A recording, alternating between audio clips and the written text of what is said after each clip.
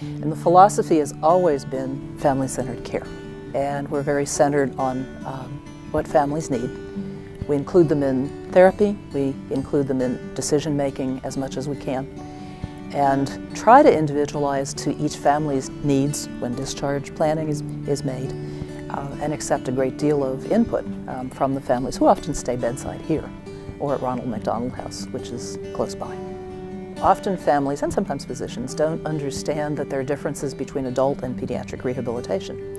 In our situation, some of the adult rehabilitation programs will take children down to age 14. We take children up to age 18. We begin at infancy and all the way through age 18. Things to look for would be, is it a pediatric-centered program? I think that's really important, actually all the way through adolescence. And the reason I say that is we have a school program that supports the educational needs. That would be uncommon for an adult program to have that.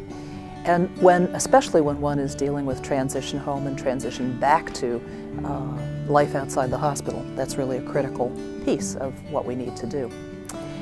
In addition, I think you look for programs you feel comfortable with. And one of the reasons we're making this video is to allow families to see what's really like in a pediatric rehabilitation setting, get a sense for the attitude, who the people are, how we do things. I think it's hard for families in particular to envision how you work with a young child in rehabilitation.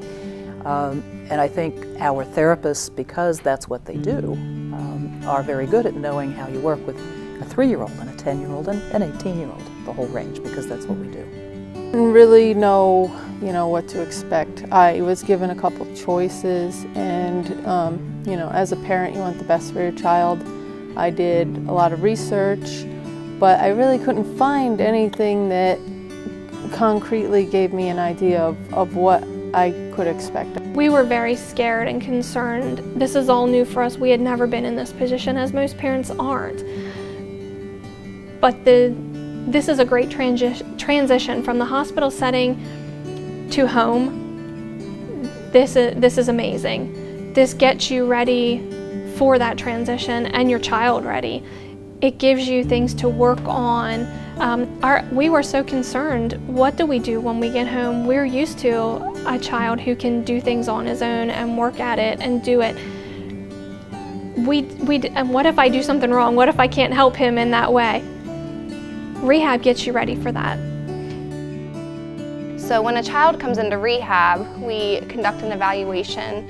We create an appropriate plan of care or goals for the child that are attainable yet functional for them. And we always make sure to ask the child if they're able to tell us what their goals for rehab are, and as well as the parents, what do you want your child to accomplish when they come here? What do you want them to be able to do when they leave?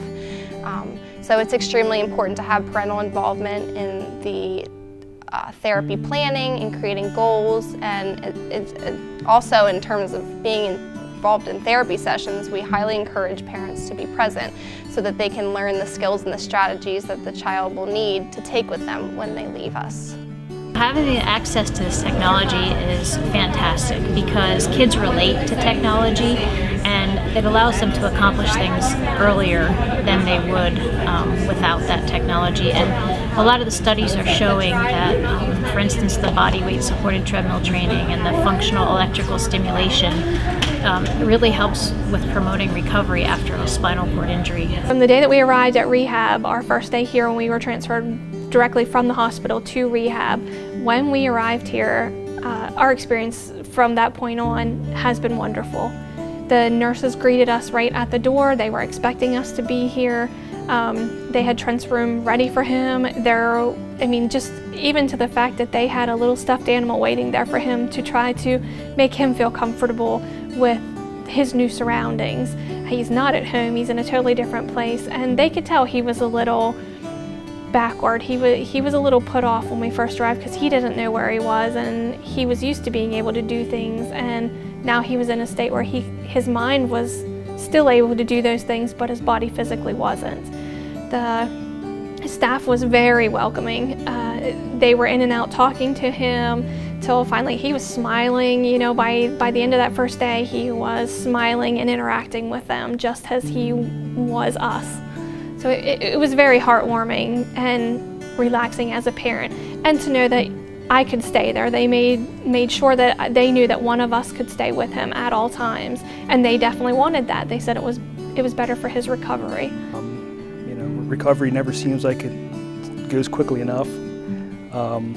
But I know from experience, you know, working with the number of children that we have, that, you know, it does happen. You know, and to be patient in that process, to be proactive in answering, in asking questions, to be actively involved in their child's recovery. But again, just to be patient and try the best they can to trust the process and the people that are working with their child. Seeing the families leave, they come in and they're really scared, they're nervous, they've been in and out of hospitals, not at home, not able to understand or take care of their children the way they used to. So watching the whole transition, they come in, they're nervous, and then you gradually see the families become comfortable here. We're like their second family. They come to us, they talk to us, just watching them grow together as a family, watching them go from being scared to leaving and feeling comfortable, able actually to take care of their child. And then it's even more rewarding when the child leaves and they're in a wheelchair, and then weeks later they come back and they have a walker or they have a cane, and they're like, you know, you helped me do this, you guys are the reason that we're here. It's just, I think that's the best part. The therapists here, they guide her, they let her know, that it's okay to be scared, and just to be calm, and just try your best to do. And that's what I tell her. Just try your best to do whatever you can. You take it one day at a time.